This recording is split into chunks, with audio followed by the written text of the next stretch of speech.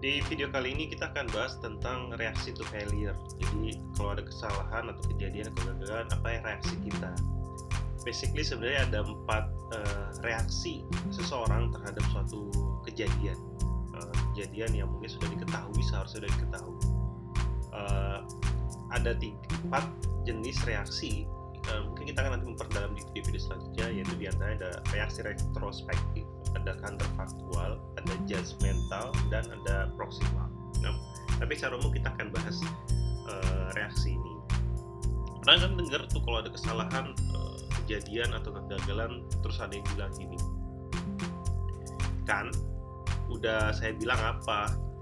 Ya, pernah nggak ngelihat seorang bereaksi kejadian seperti ini? Atau ada juga yang mungkin bilang reaksinya tuh seperti ini, seharusnya Anda mengikuti checklist yang saya buat, atau seharusnya Anda melakukan sesuai dengan SOP yang saya buat, dan sebagainya. Pernah ya? Atau yang sedikit rada keras seperti ini, bandel, sudah bilang saya harus lakukan gitu ya. Nah kayak gitu deh, pernah ya dengar teman-teman? Nah, reaksi-reaksi ini kemudian seharusnya kan diketahui bersama gitu ya. Kesian ketika seorang yang melakukannya, sementara yang lain bereaksi yang seharusnya bisa mencegah kejadian atau kesalahan itu tidak terjadi atau tidak berulang kembali terjadi. Ya, pernah dengar ya? Tolong sampaikan ke tim kamu ada yang perlu diperbaiki. Ini kan bikin kesel gitu, yang seharusnya saya dikasih tahu lebih awal, atau saya seharusnya diinformasikan lebih awal, walaupun mungkin saya tidak mudeng atau tidak paham dengan hal tersebut. Jadi reaksi langsung tentang kesalahan mempengaruhi kita terhadap kesalahan yang terjadi. Jadi kalau udah orang tuh ngomong gitu tuh, nanti dia nggak akan mencoba menyampaikan kebaikan kepada organisasi atau kepada orang yang melakukan. Jadi dia sebenarnya sudah resisten.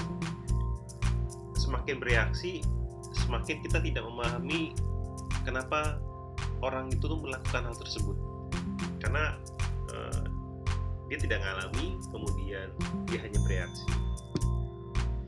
Nah, orang-orang yang bereaksi seperti ini itu bisa memblok pikirannya untuk mendengarkan cerita kedua yang dialami orang lain, kesalahan atau kejadian di orang lain yang lebih dalam, kompleks, kenapa human error terjadi.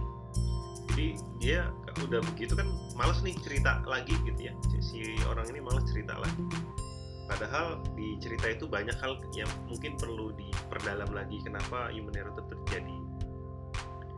Andaikan dia bisa bersabar sedikit saja, tidak bereaksi, mungkin dia akan melihat permasalahan itu menjadi lebih sederhana, nggak kompleks gitu, lebih linear, dan kadang bisa diprediksi jika ada kejadian yang mirip terjadi. Nah, caranya gimana ya? Kerjasama untuk bisa melakukan perbaikan-perbaikan secara terus-menerus. Jangan langsung bereaksi. Carilah kenapa human error terjadi. Memahami kejadian bersama-sama akan jauh lebih baik dan menyelesaikan kesalahan yang terjadi di organisasi supaya tidak terulang kembali.